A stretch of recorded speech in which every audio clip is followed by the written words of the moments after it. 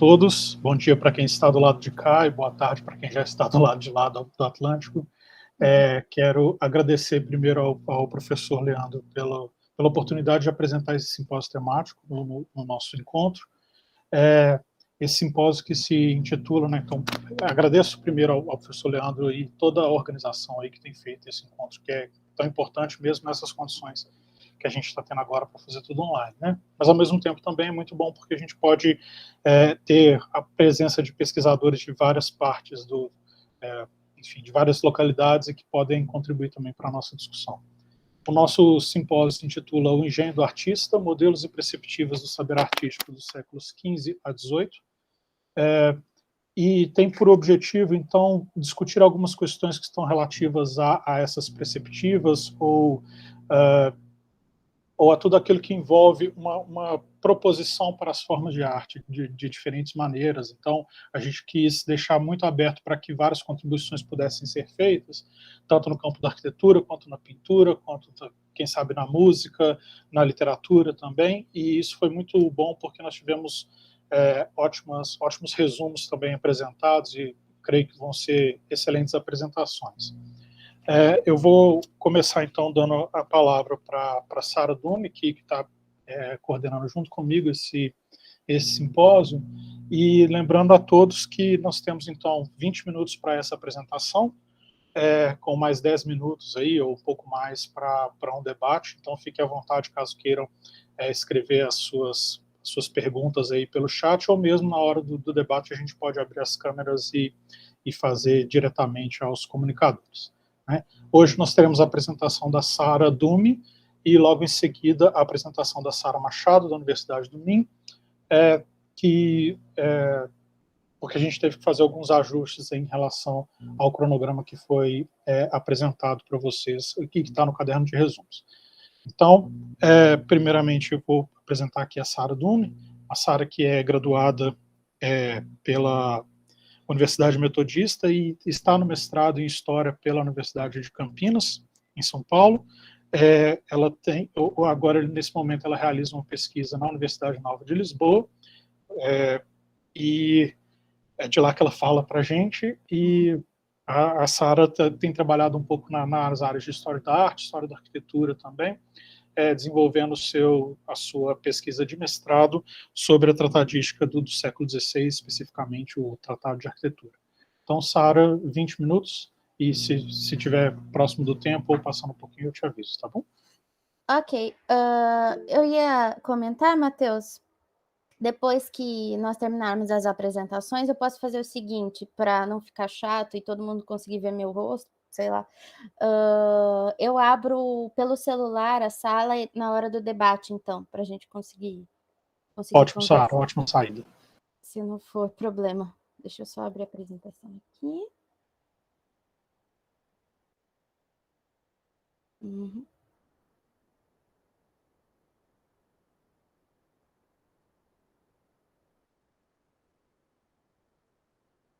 Tudo certo?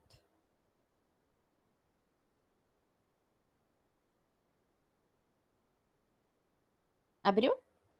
Sim, abriu sim, Sara. Pode começar. Então, vamos lá.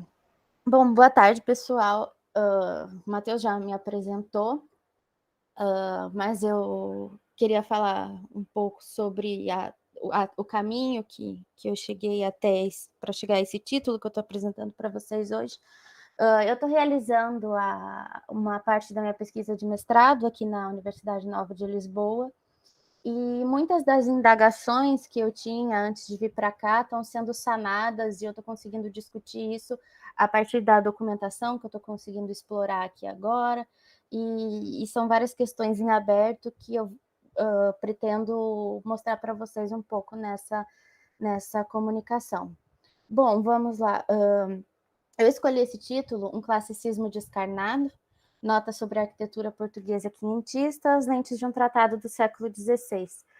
E a gente vai entender o que seria esse classicismo descarnado ao longo da minha fala. Vamos lá. Bom, acho que antes de qualquer coisa é importante nós falarmos exatamente do local aonde essas transformações vão começar a ser evidentes. no século XVI. A arquitetura portuguesa do século XVI, ela tem nuances muito diferenciadas. Em 100 anos ela se transformou totalmente por diversos fatores. E eu acho que é importante enfatizar a base dos motivos para que essa arquitetura ela é tão diversa em comparação a outros lugares. Segundo uma pesquisa recente da professora Kate Lowe, a partir desse quadro, que nós não temos a autoria, mas que representa a Lisboa no século XVI, Lisboa, diferente de Veneza, que também era uma cidade de mercadores, de uma região mais estrita, Lisboa tinha uma relação com o globo inteiro naquele momento. Então, nós temos uma circulação muito grande de diversos tipos de indivíduos, de diversas partes do mundo, de diversas profissões. E não seria diferente que ocorresse a introdução de culturas diferentes, de teorias diferentes e de linguagens que aos poucos começaram a adentrar nos círculos artísticos de Portugal. E esse quadro, a professora Kate Lowe descobriu no Museu da Cidade de Londres, não me lembro exatamente o nome do museu agora, e esse quadro em si, ele desenvolveu toda uma pesquisa acerca da Lisboa do século XVI e que agora está se destrinchando, e realmente mostrando que Lisboa era muito mais do que aquilo que a historiografia pensava até pouco tempo atrás. Nesse quadro a gente pode ver representado todos esses tipos de indivíduos e todos esses tipos de relações que se constituíam nesse espaço. Bom, antes de mais nada, eu acho que é importante falar o papel da arquitetura no meio desse desenvolvimento todo de informações e desse desenvolvimento cultural que estava ocorrendo. A arquitetura portuguesa ela sempre esteve muito atrelada às necessidades de sistematização, de defesa, de manutenção do poderio régio português. E mais do que, como que eu posso dizer assim, mais do que comum, acho que é necessário, eu representei aqui a esfera anilar para vocês, demonstrando que realmente Portugal vai investir de diversas formas no desenvolvimento da sua arquitetura, e não só por um ou dois motivos, mas sim por defesa, por introdução de cânones culturais. Então, é um enredo de situações que vão nos levar ao que eu vou falar para vocês agora. Aqui a gente pode ver a vista da porta sul, da entrada do Mosteiro dos Jerônimos, que é atribuída ao Diogo de Boitaca. E aqui a gente consegue perceber a infusão de símbolos e de uma linguagem que, à primeira vista, é complicada de se compreender. Mas a gente está falando aqui de representações tão diversas e tão detalhadas que representavam sistematicamente aquilo que Portugal e que principalmente a corte em Lisboa estava passando.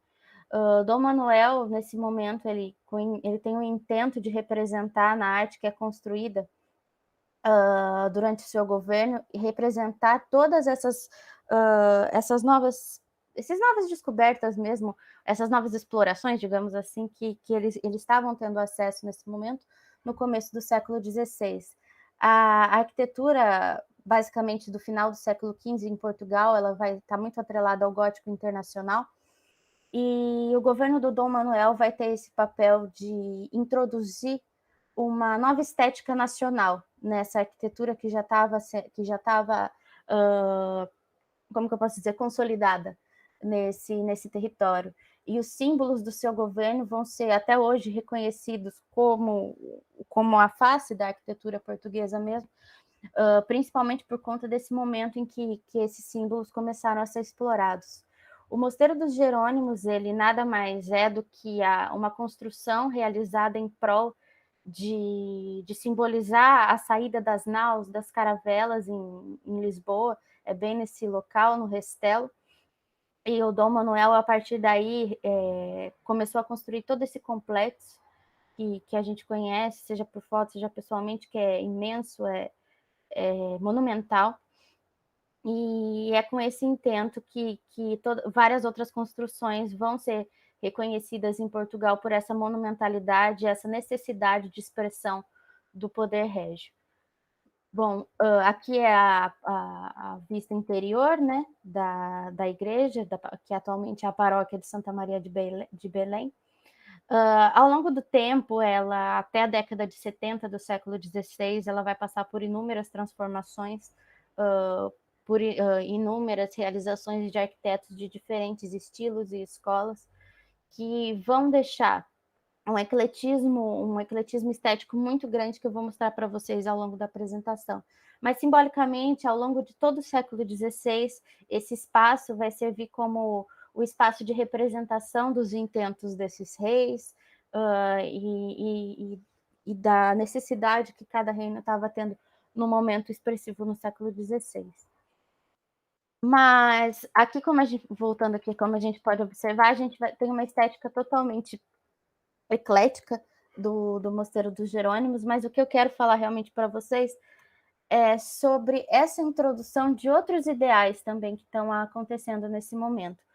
Muito mais do que só o datado, que a gente conhece manuelino, Portugal não ficou fechada à introdução de cânones culturais, artísticos e de todas as vertentes. Portugal, como eu disse para vocês agora no início, recebeu muita informação, recebeu um intercâmbio gigantesco de culturas, e isso agora, ao longo dos últimos anos, das últimas décadas, tem sido desenvolvido mais sistematicamente para demonstrar que Portugal não ficou alheia a todo esse desenvolvimento cultural.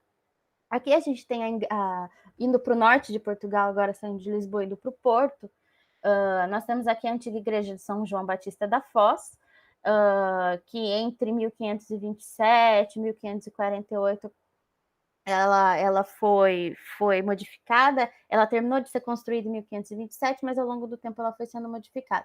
Mas a gente vê ela dentro dessa estrutura estranha, e eu já vou explicar para vocês por quê. Mas acho que o mais importante agora é falar que ela é reconhecidamente a primeira igreja de estilo renascentista em Portugal. E isso foi só descoberto agora em 1976, é recente, e até hoje ela não tem nenhum reconhecimento por parte da Direção Geral do Patrimônio, mas isso são outros 500 para se discutir. Enfim, ela é uma construção expressivamente do que estava acontecendo nesse momento em Portugal. Segundo a bibliografia, as referências e os últimos estudos, conseguiu-se compreender que essa construção ela vem de um contexto muito específico. A figura do Dom Miguel da Silva. A figura do Dom Miguel da Silva é uma figura muito, muito emblemática nesse início do século XVI em Portugal. Ele foi cardeal em Roma, tinha uma relação estritamente próxima com o papado e, consecutivamente, com as novidades, com os cânones e com toda essa compreensão da linguagem clássica, da arquitetura na Itália. E é isso que ele tenta fazer na Foz do Douro, aqui na cidade do Porto. Ele traz consigo um arquiteto italiano, um arquiteto, digamos assim, privado, seu arquiteto, para introduzir essa linguagem, essas novidades arquitetônicas para Portugal, porque nesse momento, como eu falei para vocês agora há pouco, a gente tinha uma mistura de estilos, e consecutivamente quem vivia entre o clero vivia em Roma, queria trazer todas essas, não digo novidades, mas esse cânone estabelecido como ideal para Portugal também. Aqui a gente pode ver, ela está num estado bem complicado. Essa foto é recente, da semana passada. Ela está dentro de uma fortificação agora, que foi construída em 1570. Ela foi toda descaracterizada, como a gente pode ver, e hoje a gente só tem a cúpula dela e a capela mor, que dentro estão bem defasadas também. Mas ainda assim ela consegue, nas suas reminiscências, no que sobrou, ela consegue demonstrar que ela foi construída com o intento de trazer essa linguagem clássica da arquitetura para Portugal, de forma tal por meio do Dom Miguel da Silva, de um mecenas que esteve na Itália e que trouxe consigo um arquiteto italiano. Então, aqui a gente tem alguns detalhes dela. Como vocês podem ver, essas escadas foram feitas posteriormente, ela foi bem descaracterizada. Aqui a vista dela, no final do século XVIII, não existe autoria dessa obra, mas dá para a gente ter uma dimensão desse espaço, de como como ela está construída e inserida nessa fortificação. Ela realmente ficou ali dentro, foi descaracterizada, e esse espaço foi utilizado para uma construção defensiva já no final do século XVI. Bom, passando um pouco mais à frente no século XVI, acho importante a gente entender também a ideia de complexo aqui em Portugal, porque muitas das vezes, quando nós pegamos um edifício específico, uma parte de um edifício específico, é difícil você conseguir compreender só por um pedaço e só por uma lente de um único local. Por exemplo, essa é a vista aérea do Complexo do Convento de Cristo em Tomar, aqui em Portugal. E esse espaço, muito mais do que a gente pode ver, ele compreende muitas linguagens artísticas e demonstram como esse desenvolvimento artístico aconteceu em Portugal. Dentro dele a gente vai ter os emblemas manuelinos, aqui a janela é o estilo das intervenções, né, realizadas durante o governo do Dom Manuel, e já num dos claustros desse espaço, a gente vai ter uma obra totalmente de caráter de linguagem clássica, renascentista, e que mostra para a gente que esses espaços, de acordo com os governantes, os seis, eles foram sendo modificados de acordo com os cânones artísticos, com as intenções daquele rei que estava no poder daquele momento, como um reflexo mesmo desse desenvolvimento do poderio. É um espaço, as serlianas, a gente tem aqui as igrejas, os arcos, as pilastras, é um espaço realmente que dignifica a figura do Dom João III como um entendedor do cânone da linguagem clássica da arquitetura e das antiguidades, e a gente percebe que por meio do Diogo de Torralva, que foi um arquiteto único e muito inserido nas novidades artísticas daquele momento, conseguiu refletir esse intento do Dom João III nesse espaço. Bom, nesse mesmo complexo, que tem também muitos espaços de caráter mais medieval, espaços de caráter mais estilo nacional manuelino, como normalmente a gente conhece, ele também tem esses traços de uma identidade renascentista que o Dom João III queria representar. Nessa ermida, nessa capela, alguns historiadores da arte tentam desvendar a intenção do Dom João III ao encomendar essa obra, que só ficou pronta depois da sua morte, mas que provavelmente, pelo que parece, serviria como mausoléu do Dom João III. E justamente os autores dessa obra, tanto João de Castilho quanto Diogo de Torralva, eram esses arquitetos inseridos nessa nova linguagem que estava sendo inserida a partir da segunda metade do século XVI em Portugal, e que supostamente queriam construir um espaço digno e que expressasse essa erudição atualizada do Dom João III. Não se sabe, ele não chegou a ser enterrado lá, mas esse espaço ele dignifica muito a figura do Dom João III nesse sentido. Era um rei inserido nas práticas e na linguagem em voga da arquitetura. Bom, o Dom João III, só para lembrar, ele o seu governo vai do início da década de 20 a meados da década de 50 do século XVI. Bom, aqui a gente tem... Peraí, pronto. Aqui a gente tem a Igreja da Misericórdia de Beja.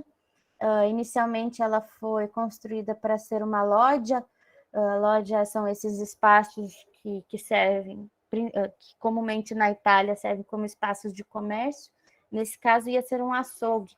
Porém, assim como os que existem em Florença, em Roma, etc., mas atualmente, e por planos outros, ela passou a ser uma igreja inserida nesse espaço, e que ela traduz muito bem para a gente como esses arquitetos, essa figura está ruim, agora que eu vi, estavam inseridos no mundo dessas novidades artísticas.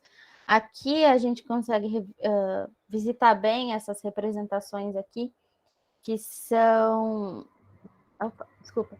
Que são advindas do tratado do Sebastiano Serli. Ela sintetiza muito bem qual foi a intenção do Diogo de Torralva. Ele sim estava inserido, ele estava, como eu posso dizer, atualizado às correntes artísticas e tendo acesso a esses tratados que tanto já tinham sido divulgados entre a Espanha, entre a Itália, e Portugal também teve inúmeras versões da obra do Sebastiano Célio editadas aqui não, que chegaram até aqui, né? A maioria editadas em Veneza, e que conseguiram adentrar a esse mundo tão de estilo nacional que era a arquitetura portuguesa. Então, aqui a gente vai ver um mundo de experimentações posteriormente. Esse aqui é o claustro da Manga, que fica em Coimbra, da autoria do João de Ruão, e é um espaço totalmente experimentativo. Quem compreende o que é os signos da linguagem clássica da arquitetura percebe que aqui, apesar dele estar entendido, por exemplo, da planta circular, da colunata e do lanterninho, da cúpula redonda, ele ainda quis tratar de questões, como que eu posso dizer, pessoais, experimentativas. Aqui a gente pode ver o Tempietro do Donato Bramante, que basicamente é o símbolo mais conhecido do renascimento, da arquitetura renascentista, e que se reflete de uma forma ou outra nessas tentativas de experimentação na década de 30 do João de Ruão, vendo que aqui o Tempietro foi construído em 1502 e o João de Ruão, em 1530, utilizou dessa linguagem, mas com as suas facetas que ainda estavam no começo do século XVI, e os arquitetos portugueses gostavam muito de experimentar e não utilizavam essa linguagem ainda propriamente dita na sua completude. Bom, voltando a falar sobre o Mosteiro dos... Tá bom, estou terminando. Para falar sobre o Mosteiro dos Jerônimos, eu acho que é importante a gente falar que ele também foi um espaço de muitas intervenções. Aqui a gente tem a capela do Mosteiro dos Jerônimos, que já é da década de 70 e que expressa o verdadeiro estilo chão, a geometrização, a simplicidade da arquitetura nesse espaço. Aqui a gente tem a porta especiosa da antiga sede de Coimbra, que parece que foi encaixada.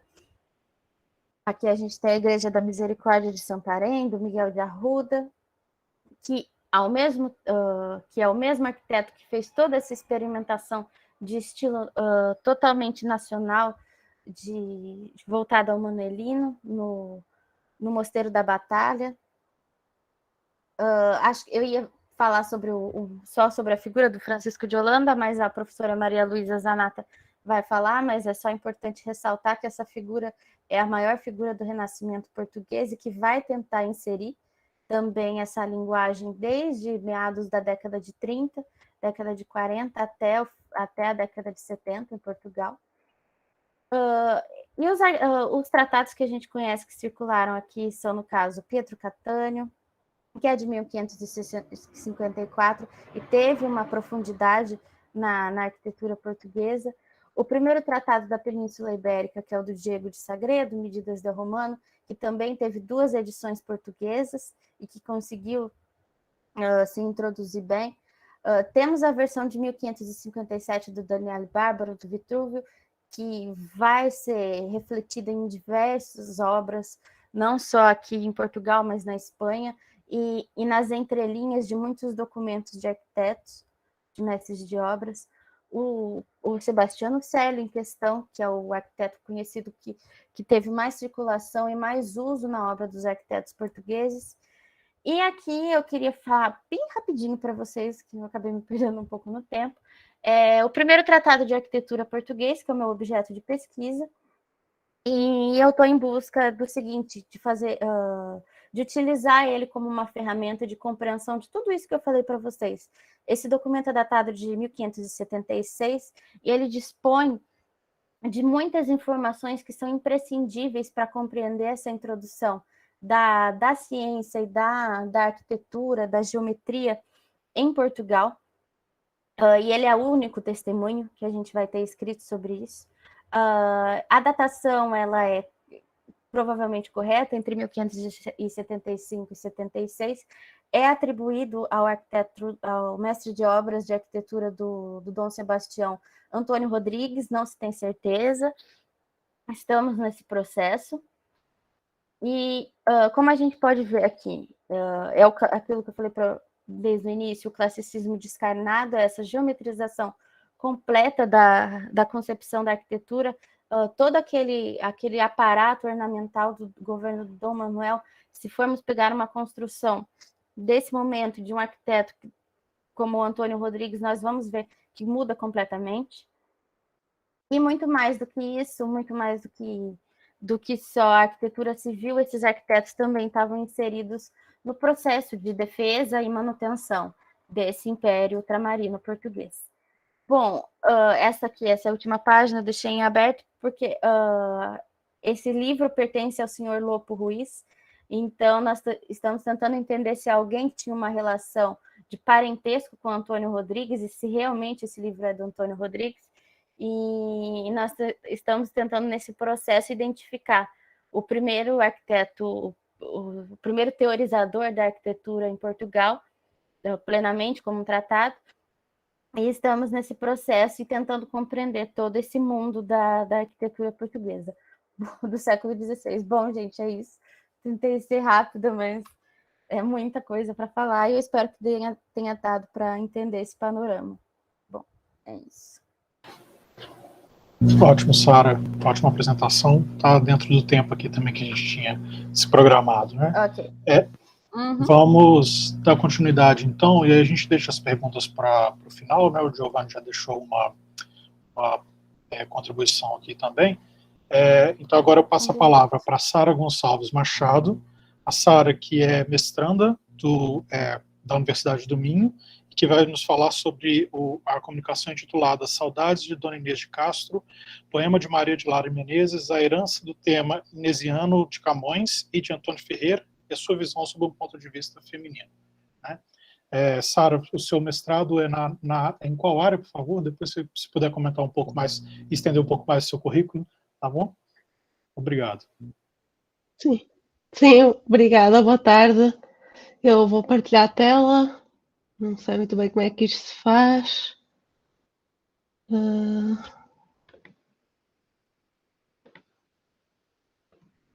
Já se está a ver?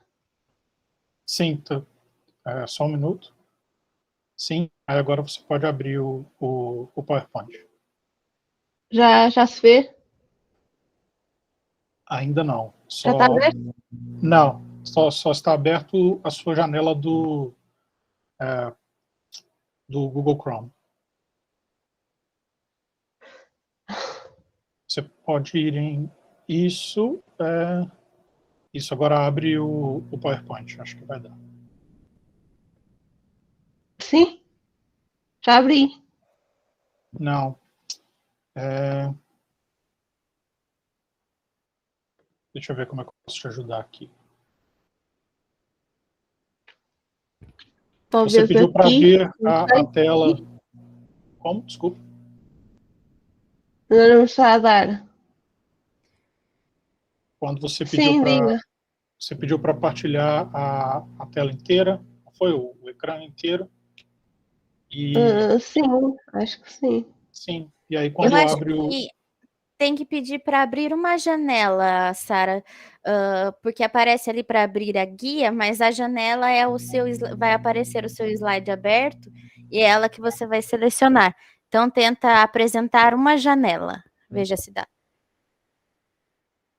Não aparece o meu PowerPoint.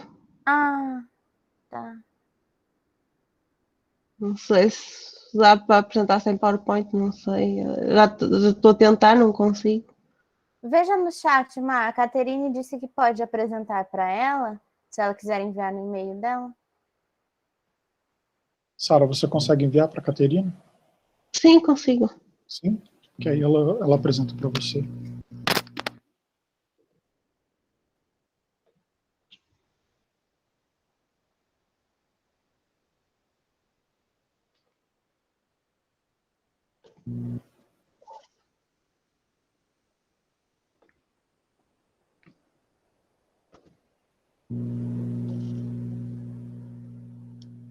O Miguel disse da apresentação de tela inteira. Eu não sei como é que isso aparece para você. Eu não sei, posso mandar para a conversa?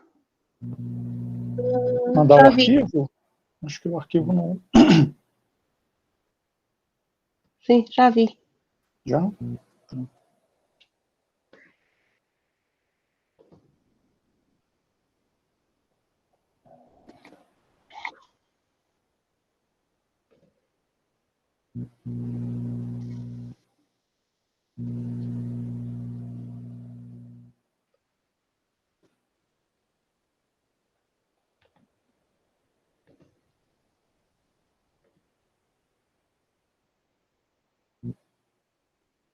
Conseguiu enviar, Sara?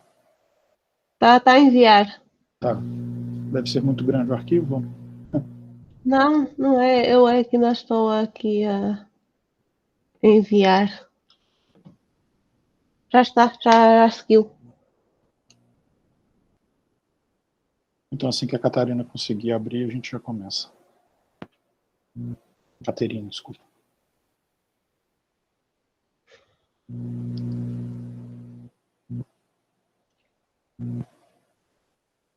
Peço desculpa, é a primeira vez que trabalho com este sistema. Eu nunca trabalhei com Meet. Não se preocupe. Acho que eu acabei de receber seu e-mail. Sim.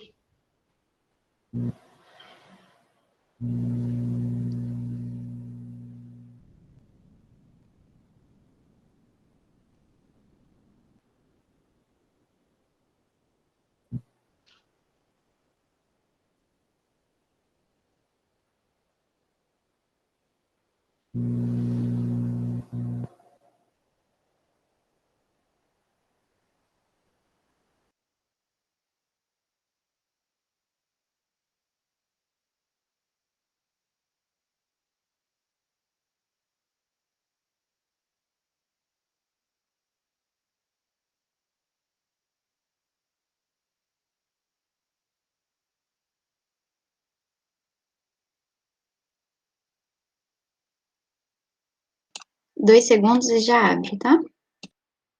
Muito obrigada. De nada. Sara, enquanto isso, o seu mestrado é na área de História? Não, é de literatura. Quer dizer, fiz mestrado também em estudos medievais, mas agora estou a fazer em literatura, também em estudos comparatistas. Eu no PowerPoint tenho mais ou menos esse trajeto no primeiro slide. Ótimo, perfeito.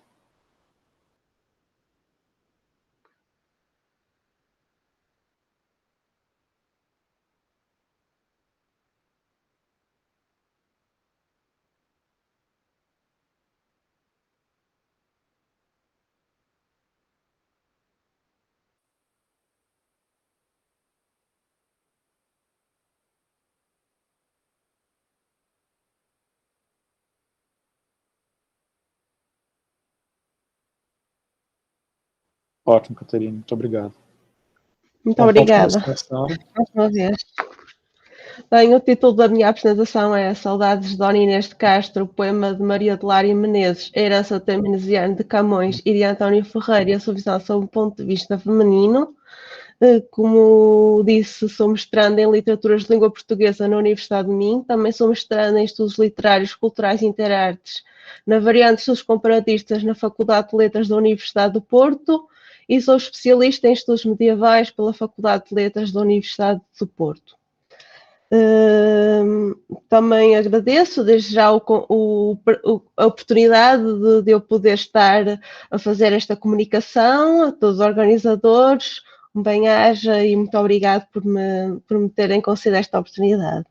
Sim, vou começar a fazer a minha apresentação, vou ler para não me estender muito no tempo. Poderia passar a... Sim, obrigada.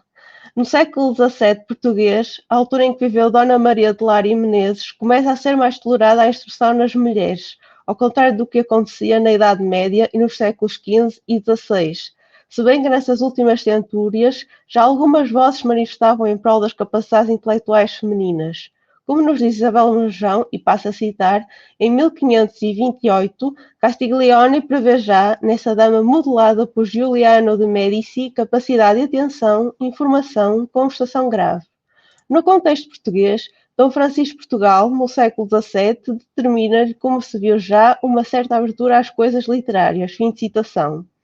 Podemos arriscar dizer que as mulheres escritoras começaram a surgir em Portugal no século XVI, com o advento do Renascimento e da época moderna.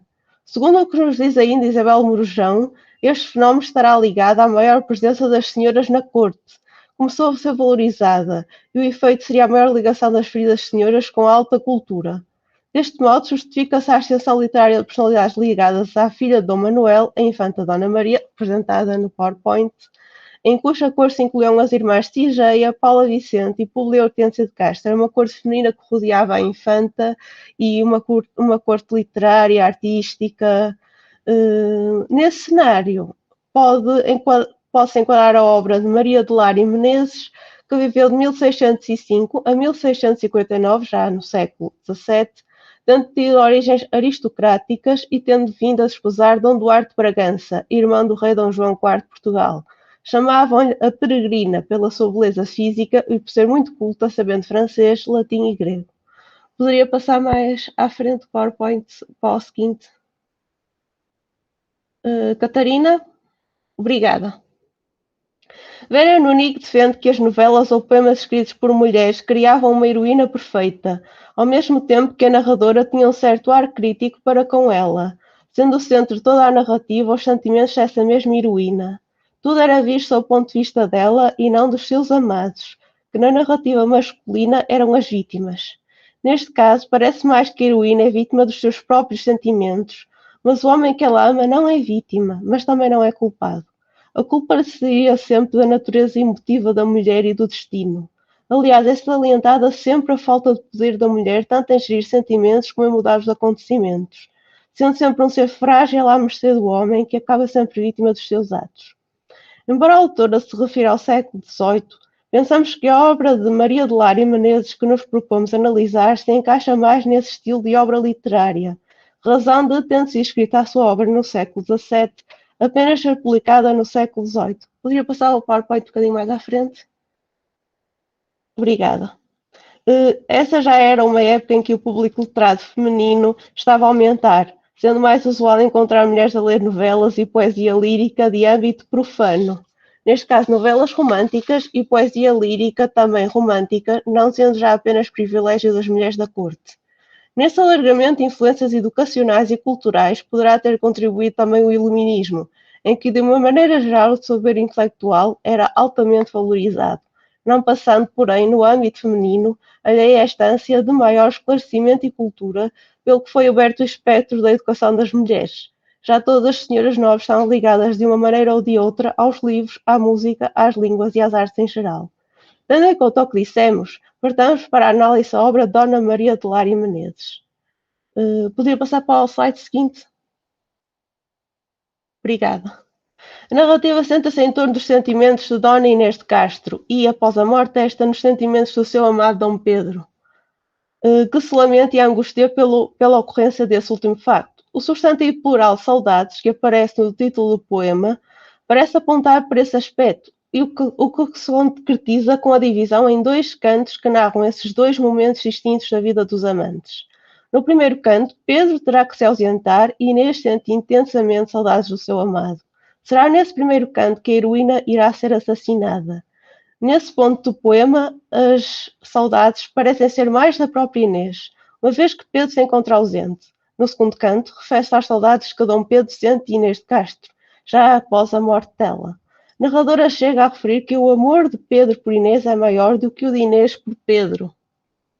E passa a citar, e também está no PowerPoint: nem tributam lisonjas aos sentidos, nestas mudas razões, que amor ordena, que sujeitos amantes desunidos, aquele que mais chora, esse mais pena.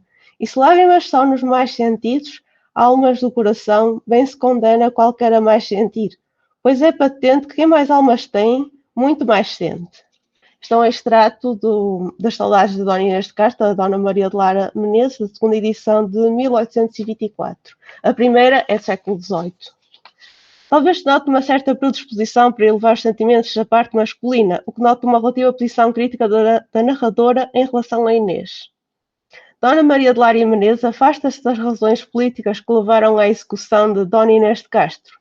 Aliás, acaba por atribuir à grande beleza da dama a culpa da sua morte e do sofrimento de Pedro, sem apontar razões de Estado nem vontades régias, como acontece com Luís de Camões e António Ferreira, que escreveram no século XVI sobre o tema inesiano, e passa a citar: queixosa, enfim, fenece a galhardia, solicita queixumes a ternura, vendo já no desdém da tirania, menos cruel a parca que a ventura, que como qualquer dote se avalia, por sintoma fatal da formosura, aquela mesma dita que entre sortes cumula prendas, multiplica mortes, a ventura se queixa que a beldade fosse causa da perda, porque unida naquelas prendas da melhor idade, fez acabar rigor o que era vida, mas a parca tirana por vaidade solicita belezas advertida, porque delas, e aí vês se não cuidara, morte fora uma prenda e só matara. Poderia passar para o PowerPoint seguinte? Obrigada. A narradora, no início do primeiro canto, coloca a protagonista em consonância com o padrão comportamental da sua própria época, dizendo ela que é discreta, passa a citar, discreta, grave, terna e generosa, que da mesma beleza sendo atlante, tinha por menor prenda o ser formosa. Fim de citação. Ou seja, Inês segue o modelo estereotipado das heroínas literárias, pese embora o facto de que a amante Dom Pedro será vítima dos seus próprios sentimentos. Outra característica já apontada como pertencendo ao universo da literatura feminina do período. Tomando em consideração o que dissemos, comparamos com os textos de Camões e de António Ferreira. Nessa visão masculina, totalmente diferente da Dona Maria de Lara Menezes, os narradores descrevem o comprazimento de Inês em ser amada pelo infante como meramente submisso ao poder do mesmo como homem e filho de rei, sem haver um rasgo tão emotivo na personalidade de Inês como o da protagonista de Saudades de Dona Inês de Castro. Veja-se o que diz Camões, e passa a citar: se de humano é tratar a donzela, fraca e sem força, só ter sujeito o coração a quem sou vencê-la. Fim de citação. Por sua vez, António Ferreira escreve na sua tragédia Castro, e passa a citar: com os olhos lhe acendi no peito fogo. Fim de citação. Comparemos com o que diz Maria de Lara no primeiro canto do seu poema, e passa a citar: mas qual o passarinho descuidado, lisonja mais gentil da tenra idade, foi das mãos do menino aprisionado que lhe roubou no laço a liberdade, que quando ele mais galanteado, experimenta no mimo a crueldade, e quando a cor das penas lhe contenta, nas que lhe tira mais as acrescenta. Tal Inês na manhã dos tenros anos, nas primeiras auroras da esperança, deu-nos laços de amor, doces enganos, do vendando rapaz linda vingança. Mas os golpes da parca dos humanos, a beleza por flor em flor alcança, experimentou na sempre amarga sorte, por mãos do Deus do amor, armas da morte. Fim de citação. Inês, neste último passo, parece ter resistido primeiro ao amor, o menino, nome porque era conhecido desde romano Cupido, mas, tal como um passarinho descuidado do seu caçador, deixou ser presa do Deus, o que lhe custou a morte. A intensidade dos sentimentos de Inês também se faz sentir quando Pedro se precisa de ausentar. Podia passar o PowerPoint seguinte? Obrigada. A intensidade dos sentimentos de Inês também se fazem sentir quando Pedro se precisa de ausentar. Inês sofre por amor, ou melhor dizendo, com a possibilidade das saudades. A narradora chega mesmo a criticar um certo egoísmo nos sentimentos de Inês, o que contrasta muito com a visão submissa e abnegada que dão à heroína os poetas masculinos anteriores, e passa a citar: quantas vezes Inês No pensamento deste pesar notaste, a teus favores, quantas vezes Inês no mano vento os viste, e vês agora, e verás flores, tantas afeições, gosto avarento, este pesar sentiste em teus amores, que não posso dizer que neste emprego estavas, linda Inês, posta em sossego. Será de realçar os 2 últimos versos, que não posso dizer que neste emprego estavas, linda Inês, posta em sossego. Pela sua relação de intertextualidade com o texto de Luís de Camões, em que propositadamente Maria de Lara Menezes vai contra o que diz o narrador épico, que nos coloca Inês de Castro como estando em sossego e num estado de completa calma com a ausência de Pedro, utilizando reescrita do verso completo. Estavas, linda Inês, posta em sossego, camoniano, mas para o negar. No poema de Maria de Lara, Inês está em completo desespero, muito longe do que Camões escreve. Em Camões e Ferreira, vemos um papel baixo submisso Inês no relacionamento com Dom Pedro. Parece que Inês apenas corresponde ao infante mais por dever do que por desejo. Não há um papel plenamente emotivo de Inês, tal como acontece na obra Dona Maria de Lara Menezes, em que Inês expressa livremente os seus sentimentos, às vezes de forma bastante intensa. A narradora cumpre um tipo de escrita centrada nos sentimentos da heroína, uma escrita feminina que aborda muito mais as emoções da própria protagonista. A narrativa está mais voltada para os sentimentos de Inês, ao contrário de esta ser apenas submissa ao humor do protagonista masculino. Embora os sentimentos de Pedro, na segunda parte, ocupem um papel decisivo. E acabei. Podia passar para o PowerPoint seguinte. E aqui está a bibliografia que consultada.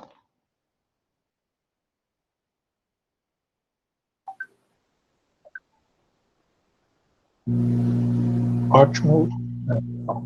Abrir minha câmera, né? Ótimo, Sara, muito bem. Boa apresentação, bem rápida, mas trouxe tudo aquilo que você pretendia trabalhar, né? Então, ótimo.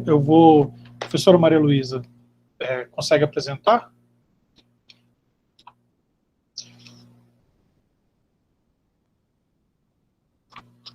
Deixa eu ver se ela está aqui.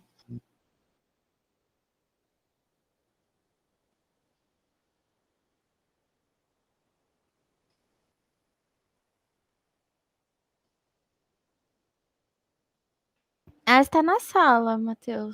Sim, eu vi que ela está na sala, mas talvez não seja diretamente conectada, né?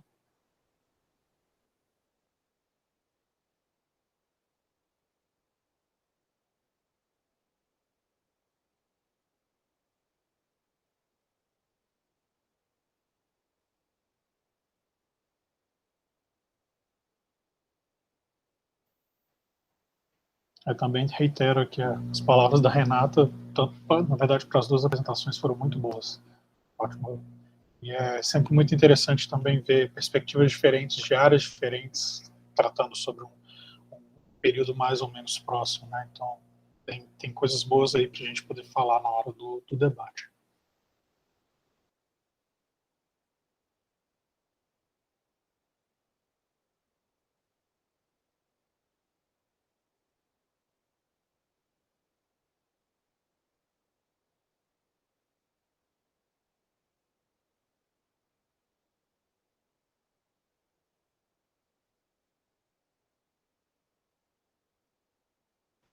Letícia, aqui nós tivemos uma modificação, a professora Renata vai falar amanhã, e aí hoje fala a professora Maria Luísa Zanata, tá?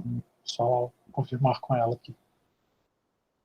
Nós conversamos com o professor Leandro que os horários que nós repassamos foram trocados no caderno de resumos, e daí mantivemos aquilo que tínhamos combinado com as comunicadoras.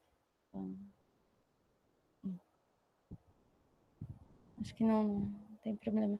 Mas a professora acho que ainda não ouviu.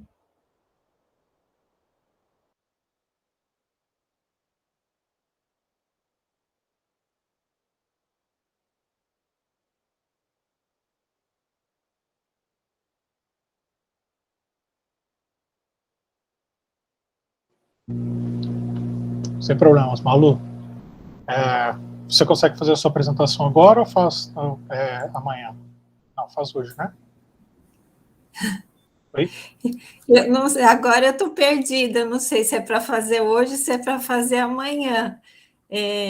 vocês confirmaram que seria hoje, depois eu recebi a informação, não recebi o link, aí recebi a informação que vai ser amanhã, eu falei, tá bom, então eu vou recortar um pouco minha apresentação, que está um pouco longa, mas se vocês querem que faça agora, eu faço, de qualquer forma. Não, é só mesmo por... que atrapalhou bastante. O problema foi que no caderno de resumo saiu o horário que nós não tínhamos combinado. Nós combinamos outro com vocês, que a sua apresentação seria hoje. Então, se você preferir fazer hoje, pode fazer, fica à vontade. Nós pedimos desculpa. Foi, acho que, um errinho de comunicação entre um lado e outro, mas que fica a sua preferência agora, o que for melhor para você. Nós pedimos desculpas. Não, se não tem problema de horário por conta do atraso, eu faço a apresentação tentando enxugar o máximo possível, vai ficar uma coisa meio... Mas tudo bem, a gente pode tentar, se vocês preferem assim, ficou confuso um pouco, mas não tem problema. Eu vou tentar compartilhar aqui, então, uma janela com vocês. Sim. Bom, eu agradeço, Maria Luísa. Principalmente porque é um trabalho que a gente gostaria muito de ouvir e eu acho que dialoga também muito com algumas coisas que a Sara propôs, então acho que talvez seria interessante mesmo fazer a apresentação de agora. Só aproveitando então já de uma vez, apresentando a professora doutora Maria Luísa Zanata, que é professora hoje na Universidade Federal de Santa Maria, no Rio Grande do Sul, que vai apresentar para a gente a comunicação Engenho e Arte na Tratadística de Francisco de Holanda, de cerca de 1518 a 1584. A professora Maria Luísa é arquiteta, com o mestrado e o doutorado pela Faculdade de Arquitetura e Urbanismo da USP, Universidade de São Paulo, e tem um trabalho extenso aí sobre a tratadística, o que faz com que ela participe de grandes grupos como a Sociedade Albertiana, né, que é um espaço excelente de troca de pesquisa, e também a quem eu agradeço muito pelo aceite do convite também para participar dessa mesa. Pode, fique à vontade. Aí o nosso tempo é de 20 minutos, e se você precisar de alguma coisa, um tempo é mais só dizer. Bom, vocês estão vendo a minha tela? Sim, estamos sim. Tá, não é porque eu dividi aqui e agora eu não vejo mais vocês. Eu vou tentar, então, fazer a leitura para me ater aos 20 minutos e vou compartilhar com vocês, ao longo da minha fala, algumas das imagens.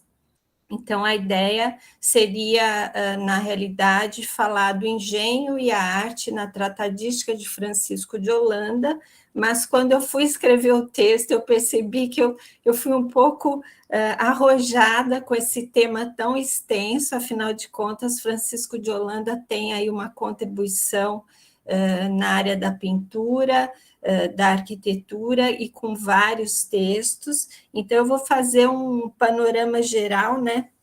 Acabou se tornando aí um desafio falar de Francisco de Holanda e dos preceitos artísticos que ele nos legou, né, em função desse tempo tão curto de 20 minutos. Mas eu espero, de alguma forma, tentar despertar aí a atenção e a curiosidade dos ouvintes, quem sabe para se debruçar posteriormente sobre a obra do Francisco de Holanda, como atualmente ele é reconhecido um dos principais artistas da Renascença portuguesa, né, que foi considerado por André de Rezendes o Apelles lusitano, e como ele mesmo, Francisco de Holanda, se intitula, eu cito: eu, Francisco de Holanda, que escrevo essas coisas, sou o derradeiro dos arquitetores, ou dos arquitetos, como se dizia.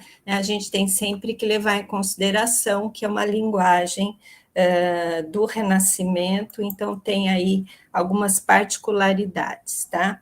Então, eu começo a minha leitura. Primeiramente, agradecer o convite, ficou assim meio confuso, estou me atropelando, mas queria agradecer a oportunidade de estar participando desse evento, que vocês organizaram tão cuidadosamente e que trata de temas que são caros às minhas pesquisas ao longo dos anos. Fiquei muito feliz de estar aqui com vocês e de voltar a rever esse material, que já fazia um tempo que eu tinha colocado ele meio em stand-by. A última vez que eu me debrucei sobre o estudo do Francisco de Holanda foi nas comemorações dos 500 anos que aconteceram em Lisboa em 1518, mas depois a gente fala disso, tá? Então, para melhor compreender o renascimento de Francisco de Holanda, é necessário fazer uma alusão ao renascimento italiano, do qual tanto se alimentou espiritualmente o artista. Assim sendo, quando nos referimos ao Renascimento, mencionamos um determinado momento da história do Ocidente que se situa entre 1400 e 1600, período que, do ponto de vista cronológico, assinala o final da chamada Idade Média e início da Idade Moderna. Contudo, a data de 1435 marca aquilo que entendemos como a queda de Constantinopla e que, portanto, é considerada o fim de uma época e início de outra. O Renascimento reconhece-se e afirma-se como uma atitude global de oposição, não exatamente à Idade Média em geral, mas, sobretudo, em relação à escolástica. Ele é, antes de tudo, uma manifestação da cultura, uma concepção da vida e da realidade que impregna as artes, as letras, as ciências, os costumes, como diria Eugênio Garim. Esta oposição chega mesmo a ser perspectivada como uma ruptura com a escolástica, com as suas autoridades, com o método da disputa, bem como com o modo como Aristóteles era interpretado. Encontramos-nos perante um fenômeno total que se estende a todas as esferas da ação humana: cultura, filosofia, aspectos econômicos e sociais, bem como institucionais, políticos e artísticos. Confrontamo-nos com uma diferente maneira de estar no mundo, com um novo posicionamento do homem do ponto de vista da sua atuação no cotidiano, mesmo a nível de novas visões do mundo sistematizadas e teorizadas. A rinascita, como se diz em italiano, representa uma nova atitude, ou seja, uma atitude de renascer, que invade diferentes domínios do agir: a arte, a ciência, a moral, a religião, configuram uma outra visão do mundo, diferente e em oposição à medieval. Assiste-se a uma outra dinâmica na ação e no pensar. A origem desse movimento de Rinascita pode nos reconduzir à Itália, que foi, sem dúvida, o seu berço, adquirindo no seu momento de gênese a Toscana, a sua coloração mais intensa, estendendo-se em seguida a Roma, ainda citando Garim, que nos diz que foi em Itália que o movimento teve o seu ponto de partida mais fogoso e dois tempos o caracterizam: o regresso ao mundo antigo, como veremos com Francisco de Holanda, e do saber clássico, a proclamação de que uma época da história humana, a época medieval, havia terminado. Mas estamos perante o renascer exatamente de quê? Fundamentalmente daquilo que é clássico ou antigo, em oposição ao velho, isto é, ao medieval escolástico. Os representantes dessa nova atitude sentiam desprezo por tudo o que era medieval e, nesse sentido, operavam conscientemente uma ruptura com o passado próximo. No entanto, o movimento renascentista está mais ligado e depende da Idade Média do que esses homens imaginavam.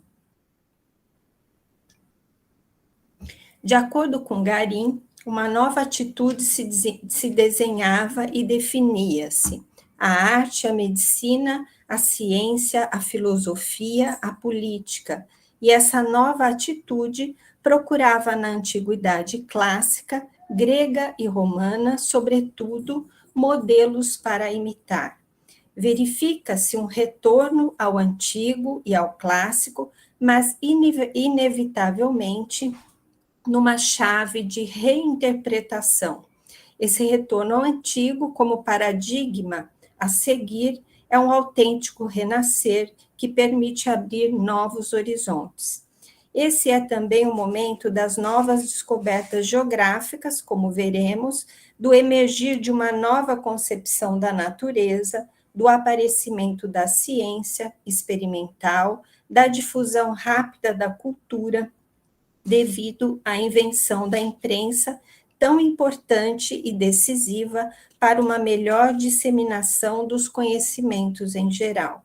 O Renascimento adquire diferentes colorações, como já dissemos, de acordo com o momento, a época e a sua localização geográfica.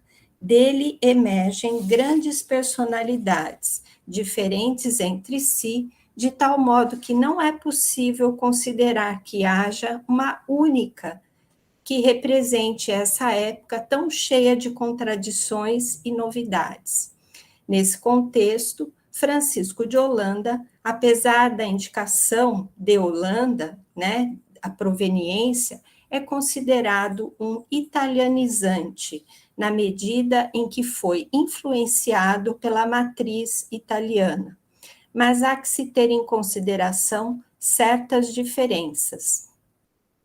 O século XIV, cujas figuras cimeiras são Dante, Petrarca, Coluccio Salutati, embora já anunciem o moderno, ainda estão próximos ao período medieval. O século XV, com Lorenzo Valla, Leonardo Bruni, Marsilio Ficino, Giovanni Pico della Mirandola, Masaccio, Verrocchio, Leonardo, encarna de forma mais clara o momento áureo do ideal renascentista. E o século XVI, no qual vive e opera Francisco de Holanda, recebe-se a herança precedente, além de figuras como Michelangelo, no domínio da arte, que avança em direção ao que chamamos de maneirismo e, de modo tênue, anuncia que o que irá contagiar nosso artista quanto aos temas das liberalidades que ele deve ter para que possa criar. Esse renascer de que é antigo é protagonizado por aqueles que de si próprios dizem serem estudiosos das humanidades e que cultivam o saber numa atitude muitas vezes enciclopédica. Esses humanistas, Marsilio Ficino, Pico della Mirandola, encontram estímulo e apoio na chegada à Itália de gregos eruditos, chamados de filósofos bizantinos, na maior parte deles platônicos, que com a queda do Império Romano do Oriente eram acolhidos na Itália, trazendo consigo a cultura grega e dando seu contributo decisivo para uma mudança de atitude. Esses homens ditos humanistas cunharam a expressão studia humanitatis para aplicá-la aos seus estudos, que promoviam uma atitude cultural assente numa outra mentalidade, ao mesmo tempo que reconhecem nos antigos ou clássicos o apoio necessário a fim de levarem à frente esse novo espírito. Os studia humanitatis transformaram as escolas de gramática em escolas de verdadeira formação humana. A defesa da poesia centrava-se na valorização dos antigos e na recusa dos escolásticos. Simultaneamente, assiste-se a uma expansão da cultura laica nos domínios da literatura, da historiografia, do pensamento moral.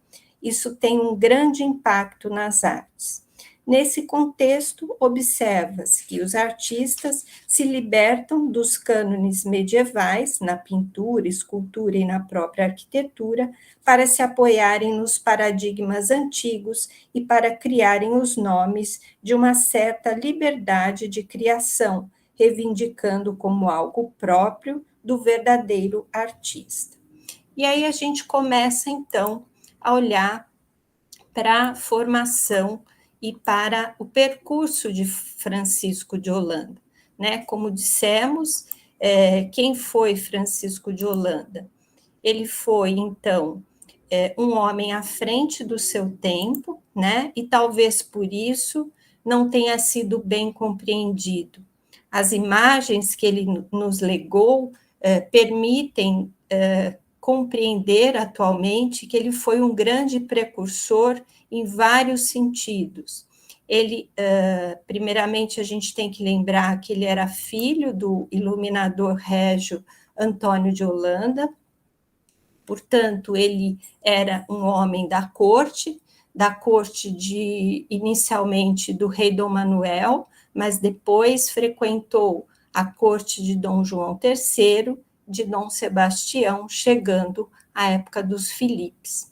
E a gente sabe, então, que o Antônio de Holanda foi um importante iluminador na corte de Dom Manuel e depois na corte de Dom João III, pelos trabalhos que ele deixou, né? Essa é uma genealogia iluminada pelo pai do Francisco de Holanda, onde a gente observa, né, a qualidade do seu trabalho, e o próprio Francisco de Holanda vai falar do trabalho do pai em um dos seus tratados, conhecidos como da pintura antiga. A gente sabe também que o Antônio de Holanda foi se graduando dentro da própria corte, ele se tornou um especialista em heráldica, e ele também tem um trabalho importante com a iluminura de mapas, que a gente vai tentar mostrar aqui rapidamente para vocês. Ele, na realidade, era um homem da corte nos moldes que nós entendemos, né, e que, inclusive, circulavam pela própria publicação do livro Il Cortegiano, né, do Baldassare Castiglione, que foi um livro patrocinado pelo bispo de Viseu, Dom Miguel da Silva, uma figura importante no meio português. Ele representou Portugal junto ao Papa durante um período da vida, né? E depois ele retorna para Portugal, passa um período em Viseu, mas ele vai entrar numa rota de conflito com Dom João III, para simplificar muito a história, e vai acabar sendo expulso de Portugal.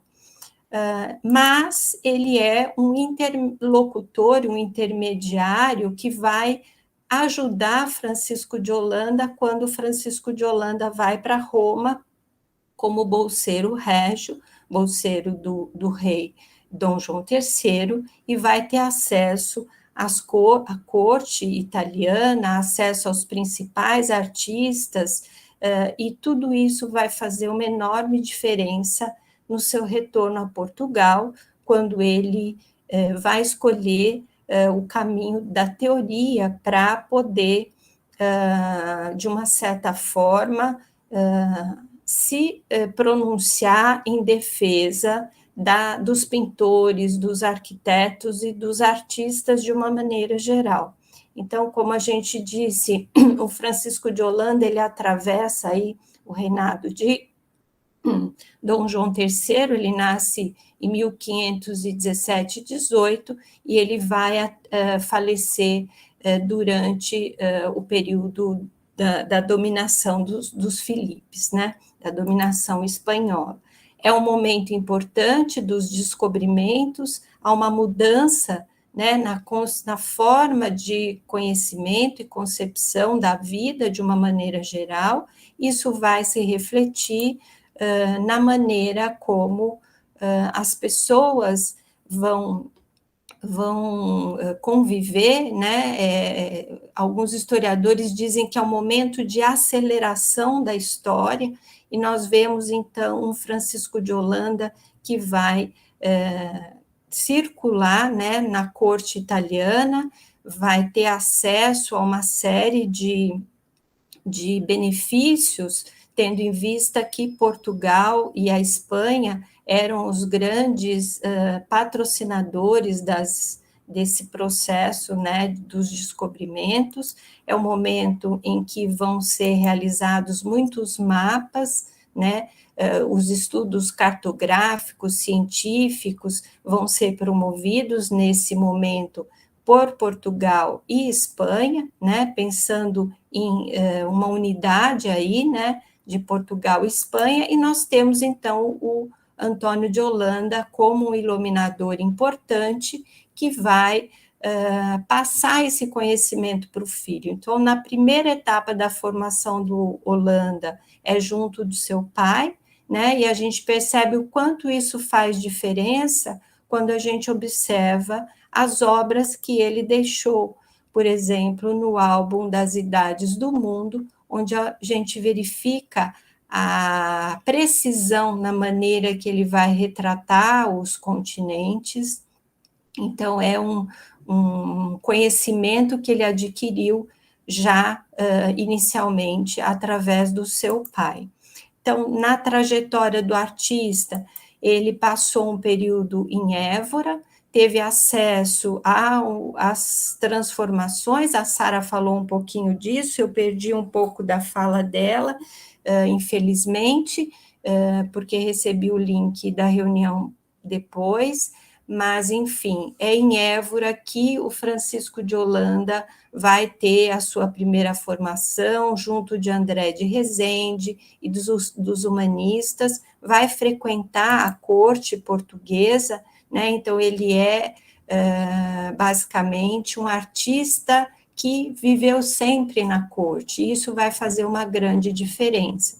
A gente sabe que as cortes se comunicavam nesse momento, há um compartilhamento de saberes, e a gente sabe disso através dos exemplares que sobreviveram provenientes dessas cortes, dos exemplares impressos, da literatura, né? Então, esse conhecimento que circulou e que justamente foi o ambiente da preparação do jovem Holanda, que com 16, 17 anos vai se formar junto dos infantes Dom Fernando e vai ter acesso a esse tipo de arquitetura, né? A arquitetura promovida por Nicolau de Chantereine, como essa igreja de Nossa Senhora da Graça, em Évora. Ele vai ter acesso e receber lições, instruções do André de Rezende, que era um estudioso, era um antiquarista, como dizem, e o Francisco de Holanda deixa anotado em um livro chamado Epigrammata Antiqui Urbis, ele desenha as margens desse livro e deixa anotadas essas instruções recebidas por André de Rezende. Aparentemente, dizem que ele, quando foi a Roma, para complementar a sua formação, ele tinha em mãos esse livro, que é uma espécie de guia da cidade de Roma, mas um guia das inscrições antigas. E ele acabou se tornando um epigrafista, e a gente sabe disso através do álbum das Antigualhas, que ele deixou, que traz um pouco das imagens daquilo que ele viu, estudou, desenhou e retratou em Roma, mas sabe-se também das qualidades do Holanda através de um manuscrito deixado pelo André de Rezende, onde ele chama o Francisco de Holandas, Franciscos Holândicos meus, né, com certo carinho pelas qualidades que ele já revelava nessa fase inicial da sua formação. Pois bem, o Holanda parte para Roma, junto da comitiva de Dom Pedro de Mascarenhas, para se encontrar com o Papa Paulo III, em 1538, e ele vai passar, então, um período em Roma, fazendo pequenas viagens e fazendo o levantamento de tudo aquilo que ele achava importante, seguindo as orientações do próprio Dom Luís, que ele trouxesse imagens, representasse edifícios, fortificações e tudo aquilo que ele achasse que teria uma serventia para os portugueses. Então, nós vemos, então, nas imagens, ele se autorretrata, né, fazendo esses levantamentos, esses desenhos, quando ele não insere, né, se autorretrata, ele, nessa imagem, por exemplo, ele descreve nessas folhinhas o nome dele. Então, é como se ele estivesse testemunhando essa peregrinação e registrasse, né, a sua participação. E dessas imagens todas, ele vai se servir depois, posteriormente, no seu retorno a Lisboa, não só para organizar esse álbum com imagens das antigualhas que ele recolheu, dessas viagens que ele realizou, mas também para a produção dos seus textos e do próprio conteúdo teórico, né, que ele vai deixar. Essa é uma imagem do álbum das Antigualhas, onde, por exemplo, ele retrata a figura da Roma decaída, da Roma em ruínas, e, ao lado, a representação da Roma triunfante. Então, isso é muito importante depois, para a maneira como ele vai compor um texto chamado Da Fábrica que Falece, a Cidade de Lisboa. Em Roma, ele tem a possibilidade de ter acesso ao cenáculo de Vitória Colonna, que era amiga de Michelangelo, e, portanto, um dos textos que o Francisco de Holanda deixa se chama Diálogos em Roma, onde ele conta de conversas que ele tinha, aparentemente são reais, que ele tinha com Michelangelo e com outros artistas, onde discutia-se sobre as artes, sobre a produção da arte de uma maneira, a escultura, a pintura, a arquitetura, e ele depois vai relatar isso em 4 diálogos, chamados Diálogos em Roma.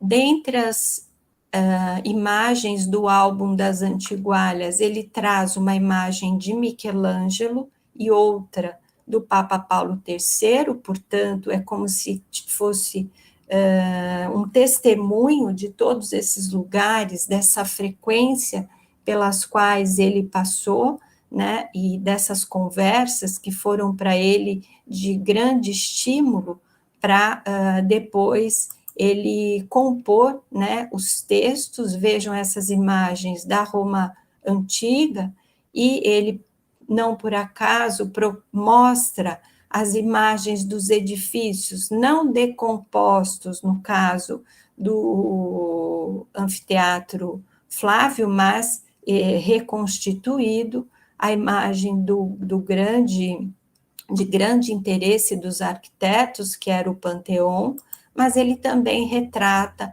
ruínas em todos os seus detalhes e procura também colocar nesses desenhos as inscrições. Ele foi tão cuidadoso ao fazer essas imagens que hoje elas servem para recuperar informações sobre alguns edifícios na época, no século XVI. Então, hoje essas imagens são de interesse dos estudiosos quando querem verificar, averiguar alguns detalhes construtivos, como essa imagem do Castelo de Sant'Angelo, ou, por exemplo, a imagem da Domus Áurea, que foi, então, uma gruta que começou a ser frequentada pelos artistas no século XVI e que Holanda vai, então, retratar as suas pinturas. Atualmente, ela se encontra totalmente desfigurada, mas com essa imagem realizada pelo Francisco de Holanda, se percebe como ela era, e, inclusive, nas visitas guiadas, essa imagem é utilizada como uma recuperação do original, né? Então, falando um pouquinho da redação dos tratados, não sei como eu estou de tempo, eu acabei não marcando, Matheus, me orienta, Acho já que está mais 5 estourado. minutos, mais 5 minutos pode ser, dá. Tá bom. Então, vou correr aqui. Então, eu falei um pouquinho dos tratados que ele deixou, da pintura antiga, o álbum das Antigualhas, os diálogos em Roma. Esses tratados, atualmente, foram dispersos, né? Em Portugal, existe apenas o Tratado da Fábrica que falece a cidade de Lisboa, na Biblioteca da Ajuda. Os outros tratados acabaram se dispersando. O próprio Tratado da Pintura Antiga não existe mais original, apenas uma cópia que foi traduzida, se encontra na Espanha, então essas obras acabaram sendo dispersas e, infelizmente, a maior parte das obras do Francisco de Holanda só tiveram uma publicação posteriormente, né? Então, a gente traz aí algumas imagens da cópia da pintura antiga, que foi um tratado finalizado em 1548, do Diálogos em Roma, que fazia parte desse conjunto, né? Era um conjunto com 2 obras. Ele faz isso também com a obra da Fábrica que falece, que se encontra na Biblioteca da Ajuda, datado de 1571, que foi, então, encadernado conjuntamente com um outro texto chamado Da Ciência do Desenho. E foi esse, então, o objeto de pesquisa da minha tese, né, da Fábrica que falece a cidade de Lisboa, que é considerado, então, um texto que foi elaborado pelo Holanda já na fase mais madura da sua carreira, no momento em que ele estava apartado dos trabalhos na corte portuguesa. Ele viveu um tempo sob a proteção do Dom João III e da Dona Catarina, mas com o falecimento de Dom João III, até a maioridade de Dom Sebastião, ele ficou trabalhando para Dona Catarina, então é quando ele vai ter uma atuação como pintor. Ele faz também um texto chamado Do Tirar-polo Natural, que foi, inclusive, estudado por um colega de vocês, aí da Unicamp, o Rafael Fonseca, fez o doutorado dele sobre esse texto e foi publicado pela Unicamp, e é o primeiro tratado sobre o retrato que foi, então, realizado na Europa, nesse período. O álbum das Idades do Mundo, que foi um dos textos que eu comecei a mostrar, que traz imagens muito curiosas e muito atuais, né, que foi realizado pelo Francisco de Holanda. Ele, inclusive, faz algumas imagens que se aproximam à interpretação posterior do William Blake sobre a criação do mundo, né? Esse álbum das Idades do Mundo traz, portanto, imagens como essa, né? Que mostra o quanto ele esteve à frente do seu tempo em algumas concepções e que 200 anos depois serão nos remetem, né, a essa criação do William Blake para o mesmo tema, né, o tema da criação do homem.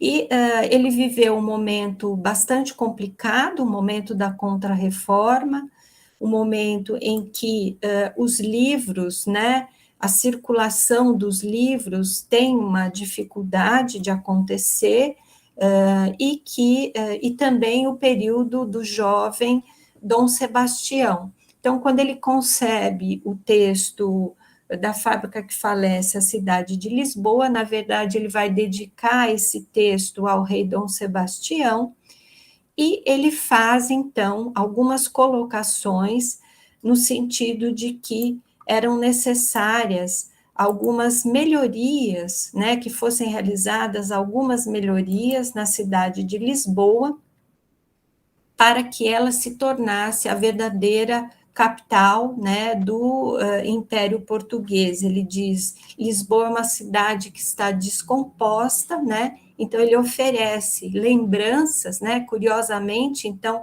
a genialidade do Holanda tem que ser lida nos seus pequenos detalhes, né, ele traz lembranças daquilo que deveria ser feito para a cidade de Lisboa, mas a gente pode talvez tentar interpretar como ele querendo ser lembrado por esse rei, né, já que ele estava à margem dos trabalhos na corte, e ele retrata, então, essa figura de Lisboa que traz nos braços o símbolo das conquistas, que tem a coroa murada, assim como a Roma decaída, que nós mostramos para vocês, e traz uma série de imagens, né, junto dos textos do Holanda, sempre estão as imagens que trabalham em complementaridade às informações. No frontispício, por exemplo, ele insere uma inscrição que diz: a virtude na incerteza se aperfeiçoa. Então, é um texto que tem uma riqueza muito grande, que mostra esse artista à margem dos trabalhos, que procura exaltar a condição de rainha dos oceanos, né, que vivia Lisboa, mas que precisava ser recomposta, embelezada, precisavam ser realizados alguns projetos, igrejas, né, com elementos extraídos daquela arquitetura que ele retratou e trouxe consigo no álbum das Antigualhas. Então, igrejas, pontes, uma série de edifícios, estradas, e são melhorias para essa cidade que ele pede ao rei, né, que sejam feitas.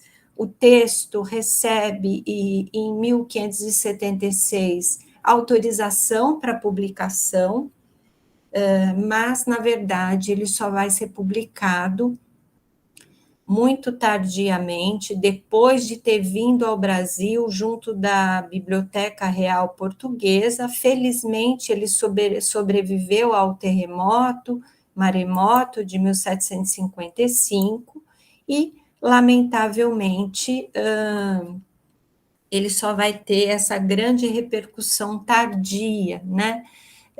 Bom, é bastante denso, precisaria de um tempo maior para a gente avançar em alguns conceitos, por exemplo, imagens que ele traz no texto recuperam desde iluminúrias do período do seu pai até a própria arquitetura que ele vai recuperar no traçar e no retratar dos detalhes desse manuscrito, né? Então, a gente não tem tempo de explorar, mas é um momento, como a Sara apresentou, do pouquinho que eu vi, onde alguns textos circulavam na corte portuguesa, o Tratado de Vitrúvio do Caporale, a arquitetura do Alberti, o livro do Sebastiano Célio, o Holanda menciona esse texto do Célio, que foi oferecido ao rei Dom João III, e na viagem ele é o portador dessa obra, então não é por acaso que esse tratado tem tanta repercussão e aceite no contexto português. E ele fala das fortificações, fala dos castelos, fala de parques, uma série de obras e melhorias que deveriam ser realizadas para a cidade de Lisboa. Eu vou, então, encerrar aqui só com uma última fala, já que a gente acabou se estendendo em muito, né? Então, todos os projetos e desenhos para o Tratado da Fábrica, deveriam sensibilizar o jovem monarca, mas, lamentavelmente, não tiveram essa repercussão.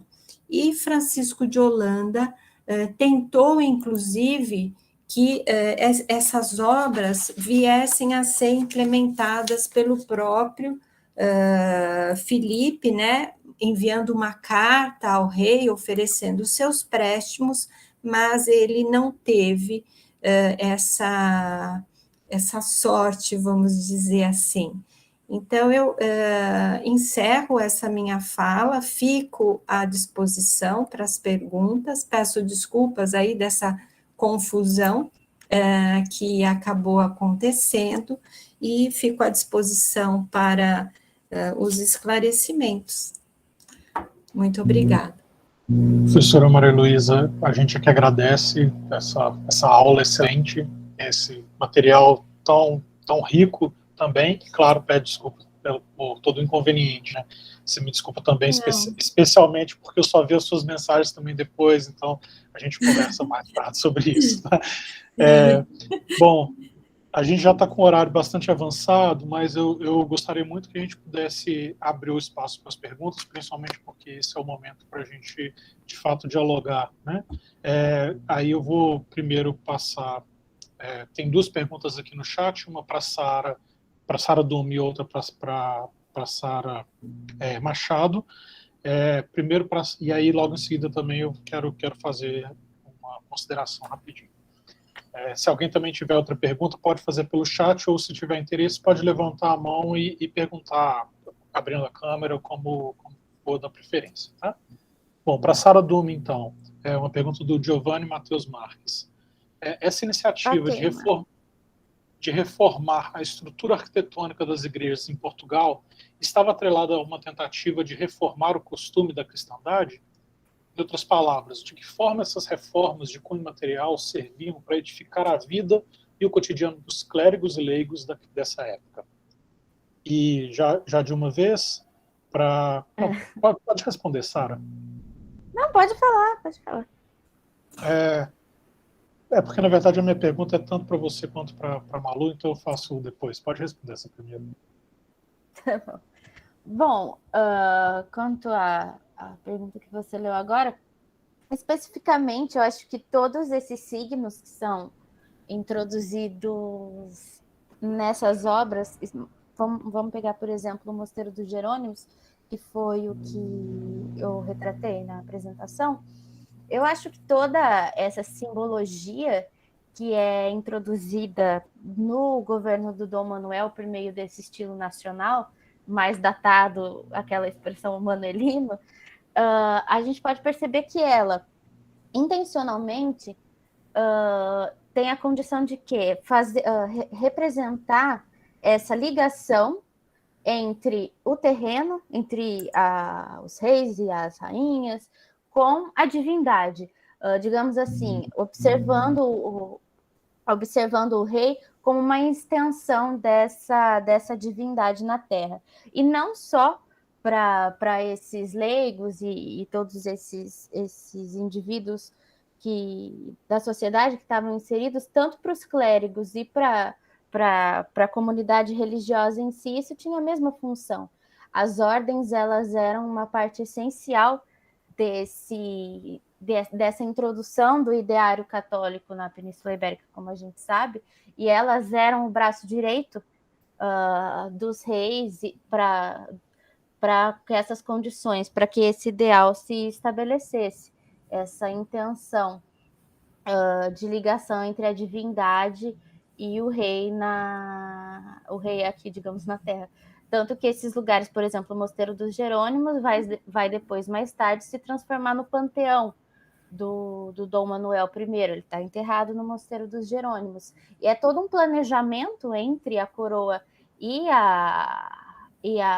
o setor eclesiástico, a Ordem dos Jerônimos, no caso, é esse plano de deixar introduzido para a posteridade a figura do Dom Manuel inserida nesse monumento, nessa monumentalidade, com essa aproximação com essa aproximação da divindade, esse lado a lado que vai se manter até hoje, como a gente vê a figura dele lá representada na Capela Mor, num túmulo monumental, e toda essa figura. A religião, inclusive, vai ser esse braço direito, principalmente para o governo do Dom Manuel, a Ordem dos Jerônimos, mais especificamente no caso do mosteiro. Não sei se eu respondi. Ótimo, Sara.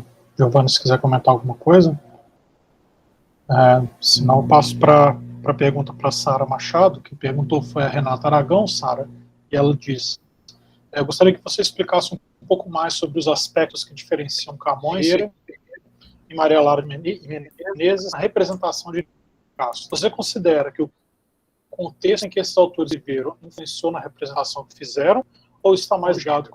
E aí eu queria só aproveitar também, tá? Porque eu gostei muito dessa ponte que você conseguiu fazer entre o texto da Maria Menezes e do Camões, se existem outras referências ou outros pontos de intertextualidade, de citações, etc., como ocorreu naquela que você mostrou.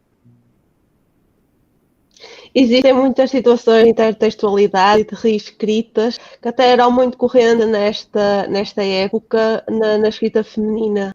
Nomeadamente Dona Maria de Mesquita Pimentel, que escreveu o Memorial da Infância de Cristo, também faz isso com o episódio da Ilha dos Amores e aplica-os passagens inteiras dos Lusíadas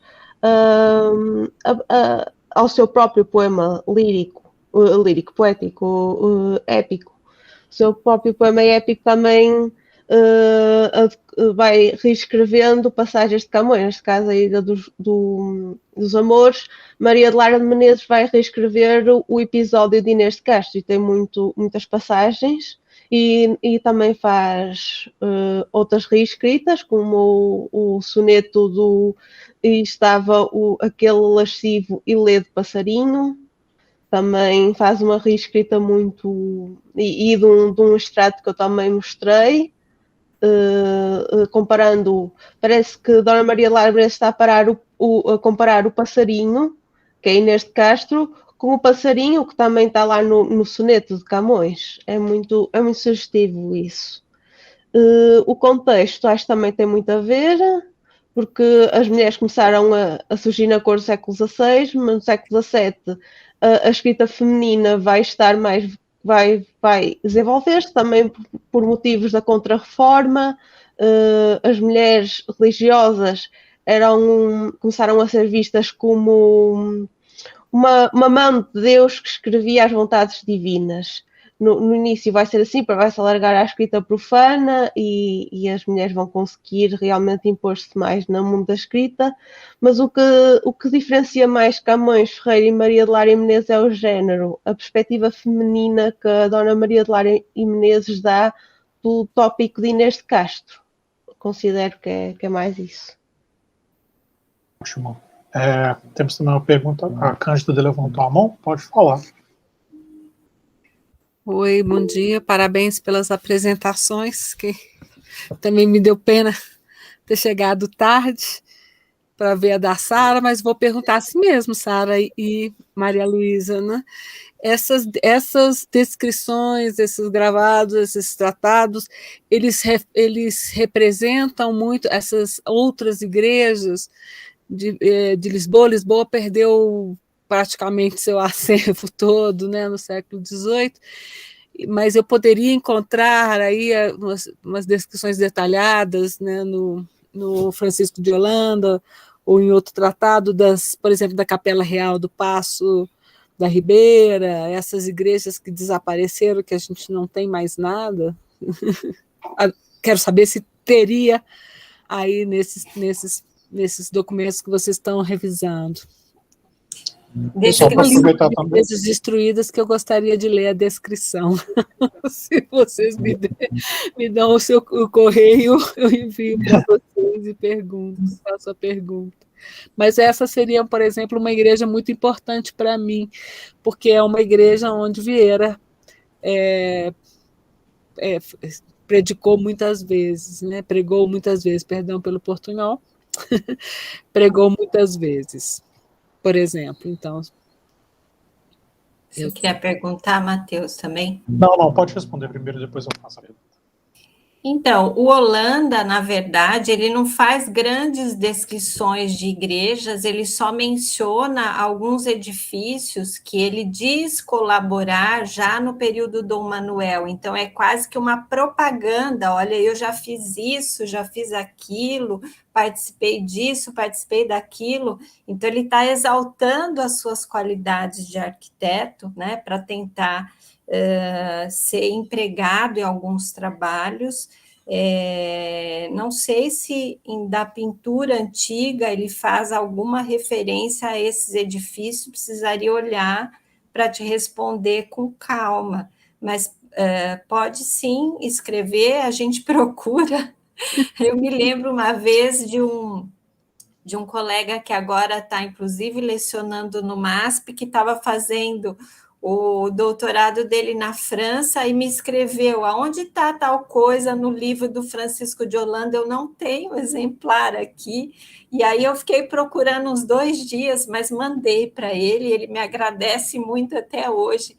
Então, pode me perguntar que eu vou atrás da informação. Infelizmente ou felizmente, eu sou uma pesquisadora que adora uma investida, entendeu? Então, só pedir que eu já fico, enquanto eu não encontro, no sossego a informação. Então, eu vou tentar te ajudar, sim, com muito prazer. Ok, muito obrigada. Sara está sem Sara, você tem microfone. áudio. Você está sem áudio. Agora sumiu. Agora ela caiu.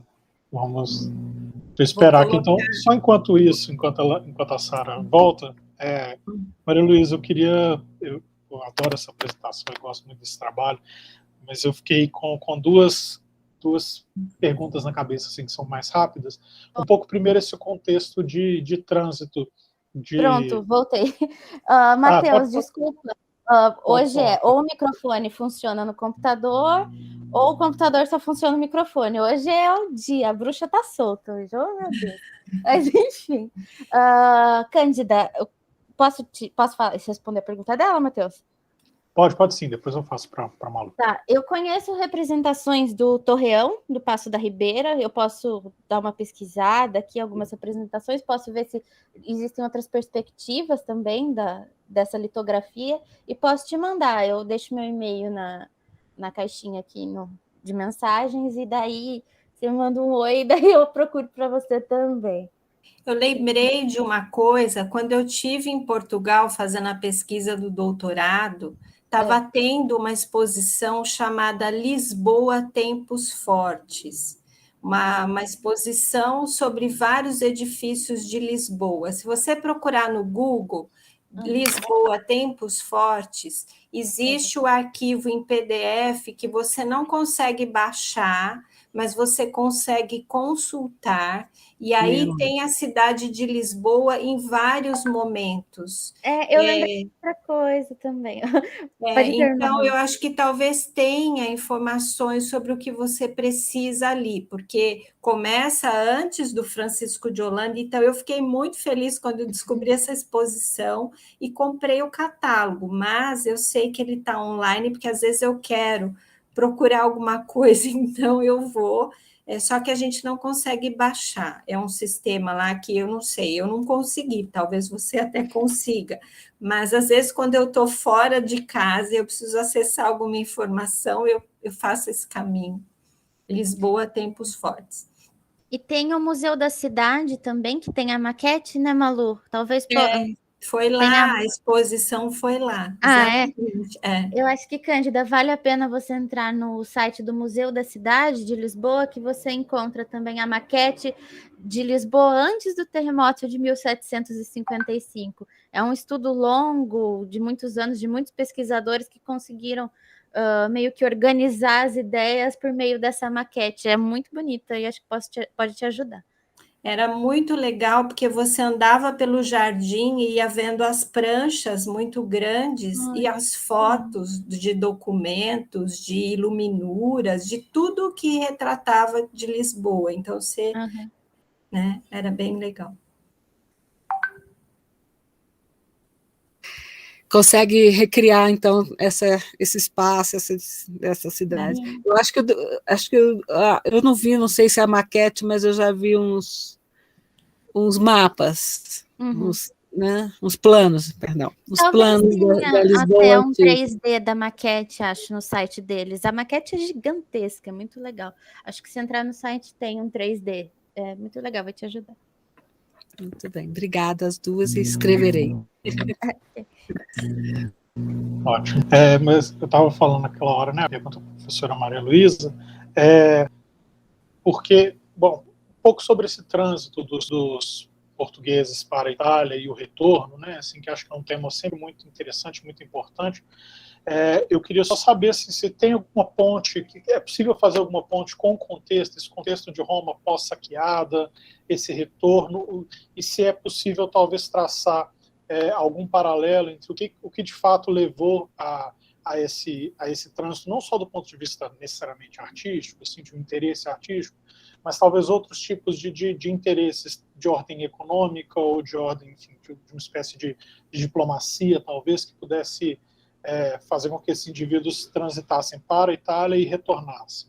Essa é uma primeira coisa. E uma outra, é só porque eu fiquei curioso sobre se há algum motivo aparente ou alguma resposta para que a apresentação da fábrica que falece a cidade de Lisboa ao Filipe II, se ele dá algum retorno, digamos assim, para o Francisco de Holanda, ou existe alguma coisa que fale o porquê disso não ter sido minimamente aceito, ou quem sabe até chegado à publicação.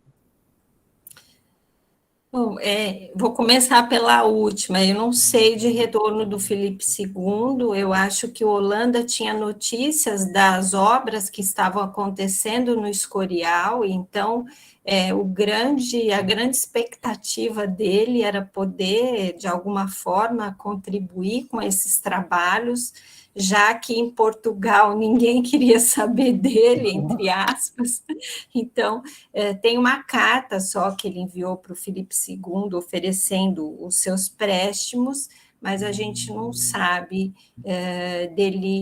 do retorno em razão, né? A gente sabe, por exemplo, da grande importância do trabalho do Lavagna, né, junto ao Filipe II.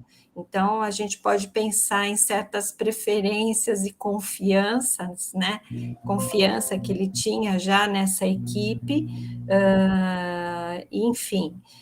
Também eu acredito que o Francisco de Holanda não tinha em mãos um grande repertório de obras para se demonstrar. Tinha, lógico, os tratados, mas eu digo obras edificadas, onde ele pudesse demonstrar a sua grande capacidade de arquiteto, né, estudioso da arquitetura de Roma. Ele tinha os tratados, né? Ele não tinha edifícios que ele idealizou por completo. Então, também penso um pouco nisso, que talvez tenha dificultado a sua contratação, né? Talvez uma justificativa, não sei, né? Se a gente poderia pensar nisso, mas é uma coisa que me ocorre.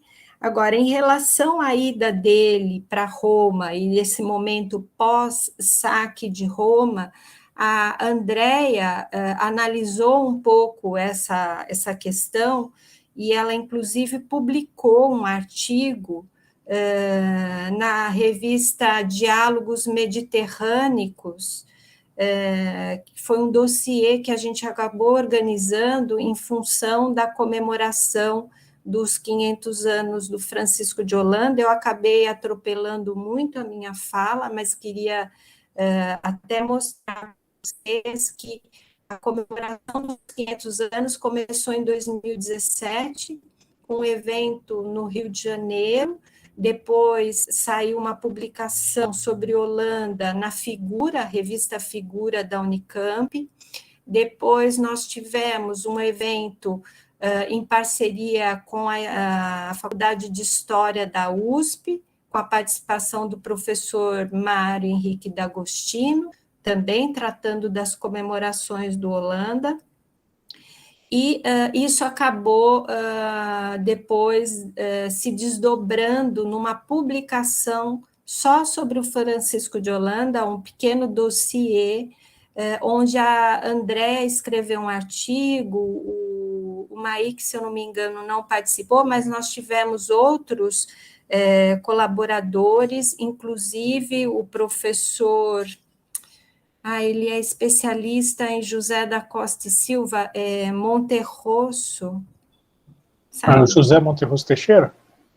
Isso, José Monterroso Teixeira também colocou um artigo nesse dossiê que está na revista Diálogos Mediterrâneos, só sobre Francisco de Holanda, e depois teve um evento grande organizado pela professora Sylvie Desvartes, que é a maior especialista no Francisco de Holanda, tem mais de 40 anos estudando toda a obra dele, fez exposições, fez esse evento dos 500 anos na Biblioteca Nacional e na Fundação Calouste Gulbenkian, em 2018, e desde toda essa movimentação e esses eventos todos, foi realizado um vídeo, não sei se vocês tiveram acesso, inclusive algumas imagens que eu usei na minha apresentação, vieram desse vídeo que foi apresentado na RTP2, não sei como é que chama, mas é um vídeo que também dá para vocês recuperarem no YouTube. Eu posso até colocar o link aqui, que conta toda a vida e a trajetória do Francisco de Holanda. Bom, eu sou suspeita. Vou falar. Muito bom, eu assisti. É muito Você assistiu, Sara? Né? E apesar do professor Rafael não ter ficado satisfeito com o resultado do vídeo, o Rafael Moreira, né, o nosso grande mestre, né, a quem devemos muito do estudo do Holanda, mas esse vídeo, então, tem também muitas informações do Francisco de Holanda e fala um pouquinho, né, de todo esse trajeto em Roma, fala pouco da questão das fortificações, que era uma expectativa do professor Rafael, mas, enfim, quando o Francisco de Holanda chega em Roma, já tinha acontecido o saque, e grande parte dos artistas haviam se dispersado.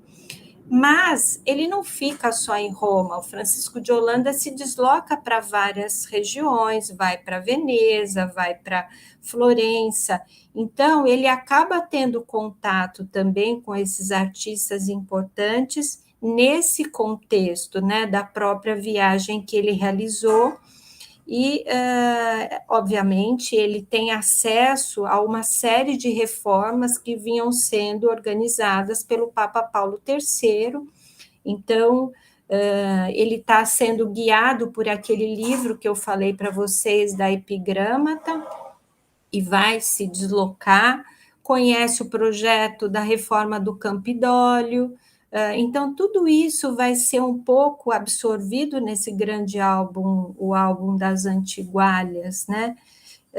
Que ele recolhe, enfim, mas não sei se te ajudei ou se... enfim. Muito, mas... só essas referências e também de pensar esse trânsito mesmo, né? Não é só Roma, é toda uma Itália, tudo então ele uma grande viagem de fato. Eu acho que poucos desenhos foram para esse álbum, muitos desenhos se perderam, a gente também tem que pensar, e o importante dessas comemorações é que muita gente se debruça sobre a obra dos artistas, né, e acaba recuperando informações que acabaram se perdendo em todo esse conjunto, então isso é muito rico, muito gratificante, e também impulsiona o nosso trabalho, nosso interesse de querer saber mais, né? Enfim, é isso. Excelente, sempre. Bom, gente, estamos com a hora bem adiantada aqui, né? Nós temos a próxima mesa começa em 15 minutos ou menos. Então, tem que engolir o negócio. Engolir alguma coisa para poder assistir essa mesa da tarde também, que eu acho que vai ser muito boa. Então, eu agradeço quem se dispôs a ficar aqui até o final dessa sessão. Agradeço muito as comunicadoras, as Saras e a Maria Luísa. Peço desculpas mais uma vez pelos percalços que a gente teve, mas, enfim, foi uma mesa ótima e acho que a gente vai dar sequência aí nos próximos 2 dias também com muito boas apresentações, né? Bom, então, vamos ficar por aqui. Um abraço para todo mundo. E a gente encontra amanhã às 11, porque a gente também tem um tempo temático. Isso.